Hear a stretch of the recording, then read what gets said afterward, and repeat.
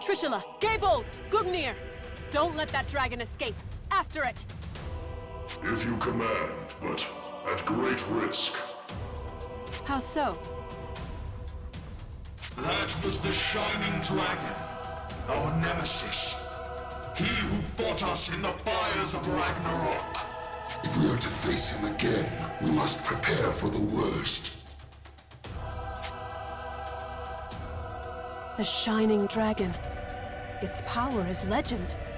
Our records say it was the greatest of the world dragons. Then no, I rescind my order. I'll not risk your lives in a reckless charge. We will strike when we are better prepared. Still, I never imagined Alfheim would present such revelations so soon. The question is this an omen of our fortune, or our doom?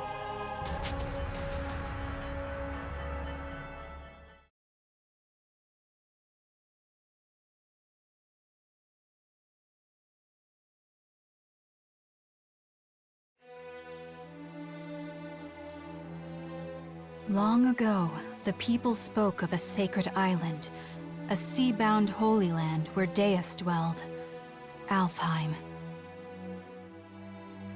Since time immemorial, the high elves of this island lived in peace with dragons, using mystic rune songs to commune with their mighty allies. Yet, this peace did not last. Deus, a force more powerful than any dragon, looked upon this world with disdain and sought to build a new world atop the old. High elves, who were loyal to the dragons, did battle with their kin, who stood beside Deus. Chaos, suffering, war spread forth from the Holy Land, a shadow to cover the entire world. After centuries of carnage, the dragons finally claimed victory and sealed Deus away. The war had been won, but at what cost? The battle had exacted a terrible price upon their kind, and few remained.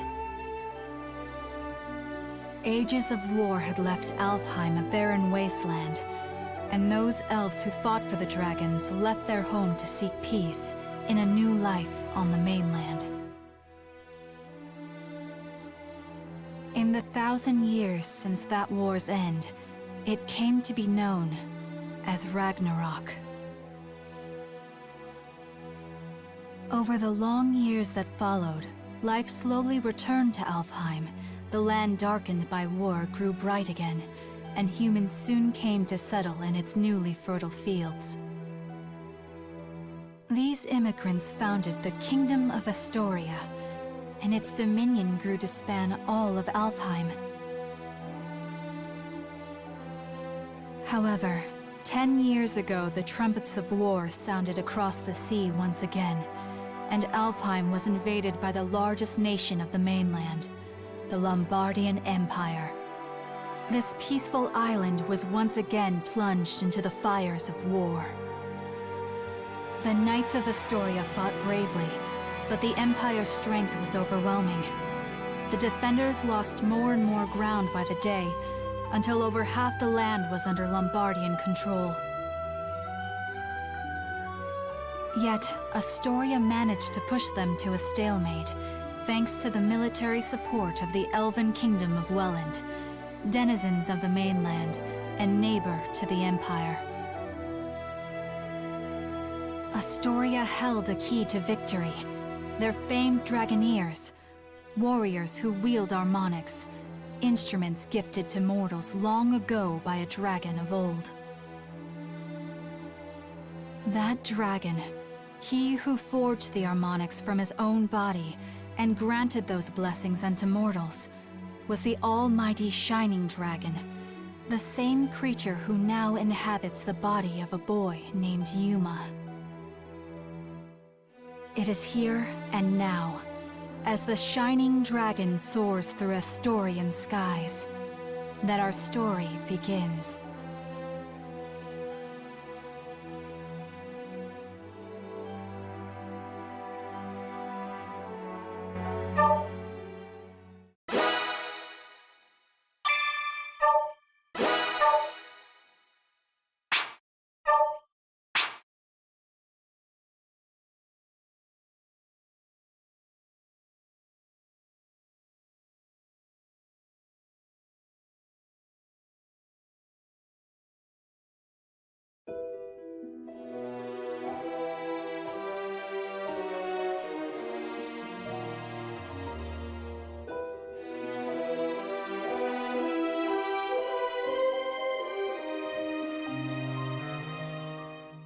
Highness, this is unexpected.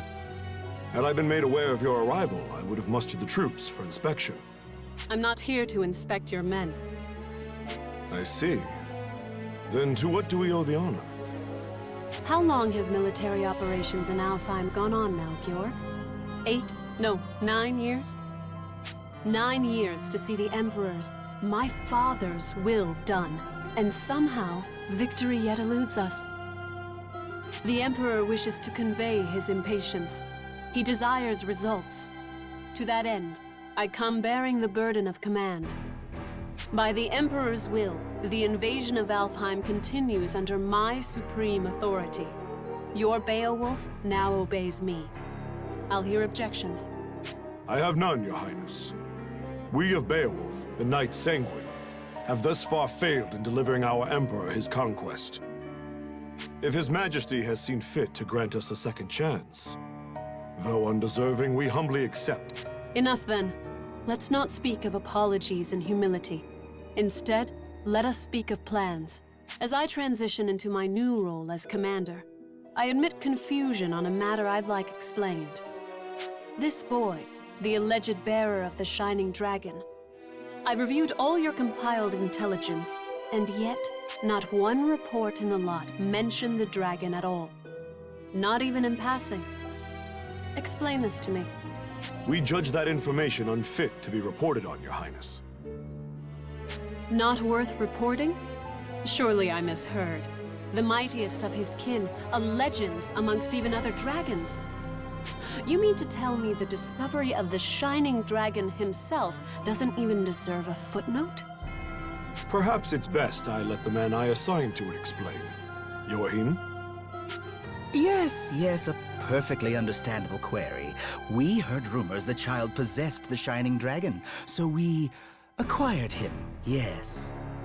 We've since spent a great deal of time observing his growth, but sadly we were unable to detect the Shining Dragon's energy signature. He still was able to channel pure dragon energy on his own, however. I was in the midst of running tests for that at the time. So hopefully it's clear why we chose as we did. The official reports are reserved for confirmed, verified intelligence only. I see. I'll remember your discretion as I conduct my new duties. Still, the Shining Dragon. Can this power of mine tame even you, I wonder? Hey, we talking about the Shining Dragon in here? Like the special mythical one? Is he really all that?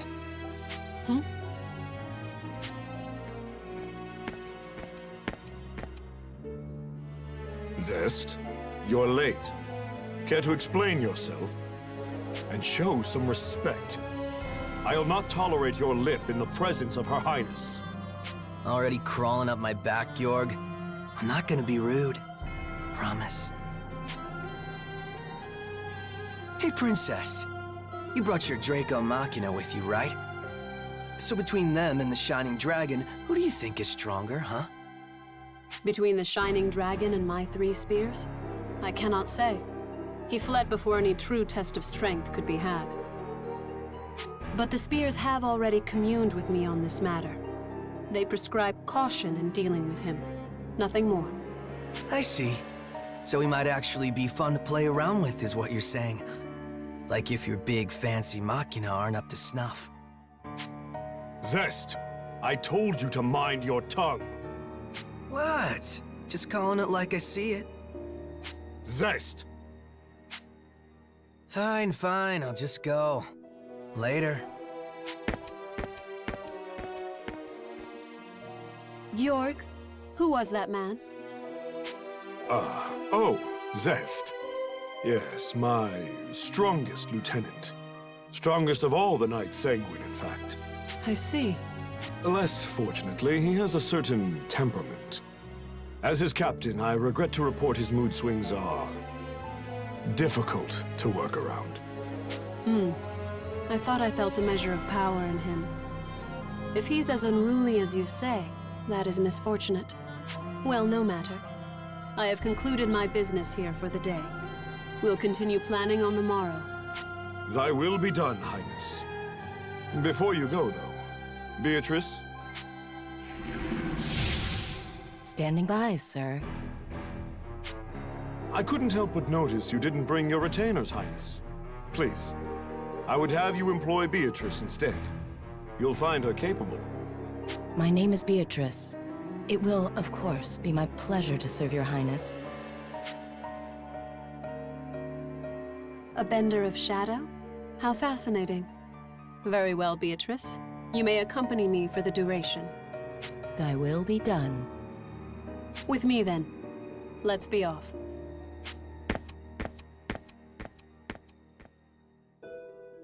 Let me guess, before you start. Don't leave her side for even a moment, and make sure her every need is seen to. Something like that? Something like that.